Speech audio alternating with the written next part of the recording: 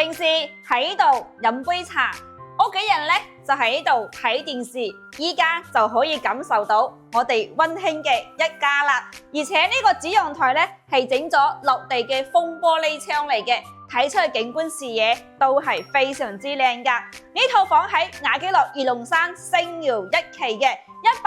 114方全新嘅3房。呢個裝修咧係輕奢奶油風嘅，而且呢個大廳咧係非常之舒適，接近35個平方噶，而且飯廳位你睇下真係好闊噶，而且側邊咧仲有我哋一個餐邊櫃嘅，入嚟邊個廚房空間都唔細噶，而且側邊嘅仲有一個生活陽台嘅，方便我哋洗衣晾衫啦。呢套房咧係真正嘅拎包入住都係冇問題嘅，而且大廳咧都係整咗風管機嘅。我哋可以睇翻休息區呢邊，首先我哋睇嘅咧就係一個乾濕分區嘅洗手間，隔離咧係一個兒童房，目前咧係整咗一個休閒嘅空間。隔離咧係搭客房，而且咧衣櫃床都係安排好噶啦，後期都唔使整嘅。我哋再睇翻我哋嘅主人房套間啦，裏邊嘅空間都 OK 嘅喎。